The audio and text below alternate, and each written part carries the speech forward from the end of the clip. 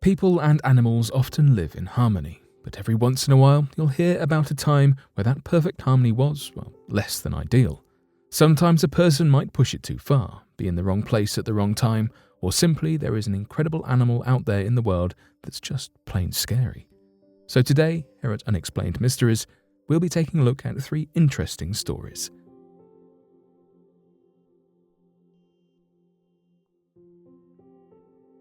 One Queensland teen's entanglement with a crocodile. 18-year-old Lee DePore decided that he could evade the wrath of a crocodile-infested river because he thought he would be spared since he was a true Aussie instead of a tourist. However, this ended the complete opposite of how he thought. As he was trying to impress his date that evening, he thought it would be a good idea to jump into the Johnston River in Innisfail.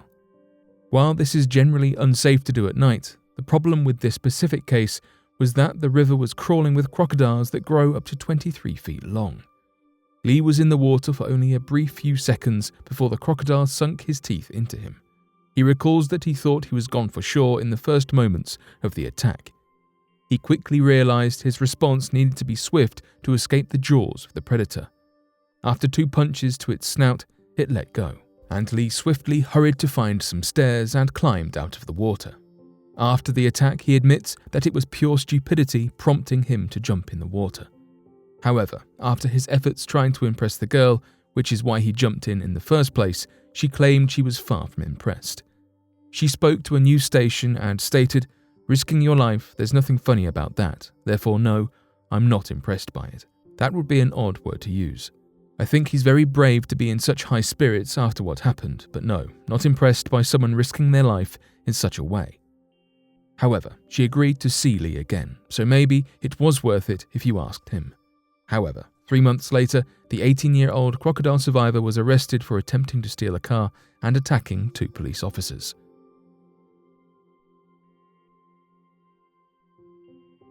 Angel Yanagihara was stung by a box jellyfish. In Talau Talau, the Philippines, a little boy named Prince Gabriel Maborang passed away from the sting of the deadly box jellyfish.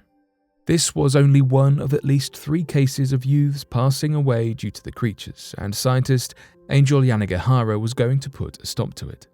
She arrived on the beach and set off on her mission to catch one of these venomous translucent organisms. Knowing the risk, she waded offshore.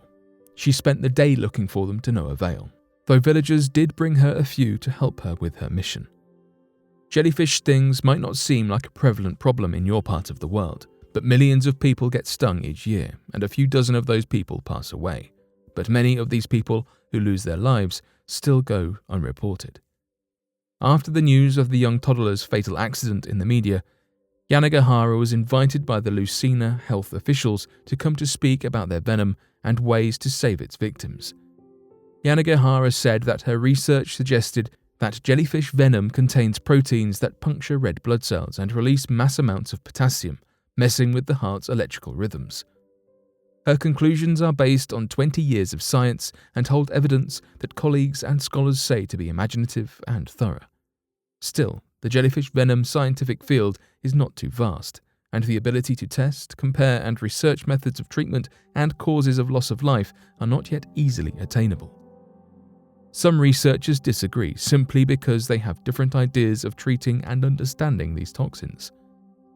Because funders prefer to focus on broader health issues, there are only about 5 programs that study jellyfish venom and its antidotes. Most jellyfish species just sting and cause discomfort for the humans affected. Only cubozoans or box jellyfish stings are fatal. They inject a tiny harpoon of venom while stinging their victim and are almost completely see-through, making them dangerous to swimmers in their waters. As for Angel Yanagihara, her passion for studying jellyfish comes from a personal experience of her own. She had not planned to study jellyfish but ended up in the field after she had a deadly encounter with box jellyfish off the shore while she was going for a swim. She felt the needles pressing into her arms and neck and her lungs collapsing. Her arms began to fail. She practiced breathing and clawed her way back to the shore, and she decided she had to know about the thing that almost took her life. Some jellyfish stings cause something called Irukandji syndrome, where stress hormones and proteins can cause pain and nausea, eventually leading to a brain hemorrhage. Horrifically, most cases end up having a heart attack within minutes of the sting. Yanagihara continued her research, sometimes excruciating and challenging, given the yield of the poison collected from the sample specimens is so small. Still, she has found that zinc gluconate nullifies the proteins that work against the body in the case of a sting, and she realized that she could make this into a product to put on the stings.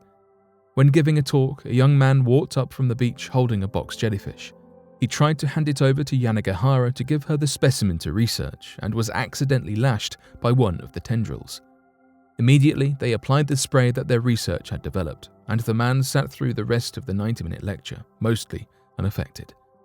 Today, Yanagihara continues her study of the application of vinegar, her sprays and ointments to make progress in treating these deadly stings.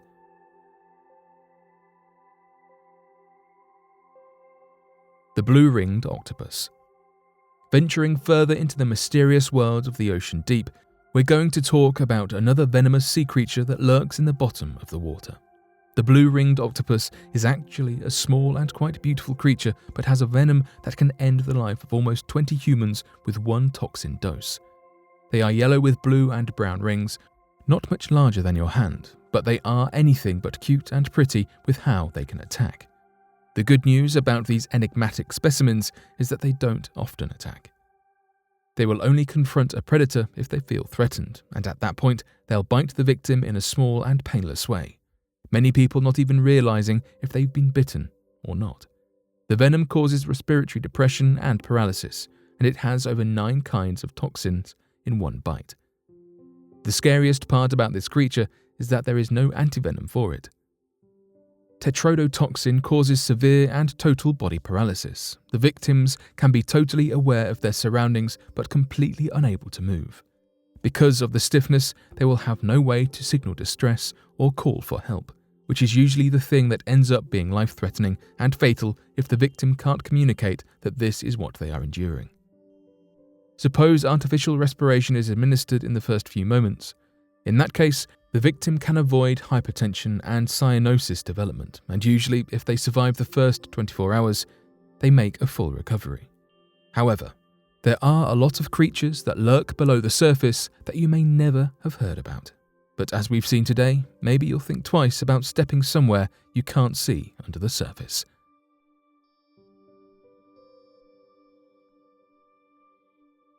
But what do you make of these nerve-wracking animal stories? Be sure to let us know your thoughts in the comment section below and help us by growing this community while working to solve these unexplained mysteries. Thank you for watching, and don't forget to subscribe for more videos.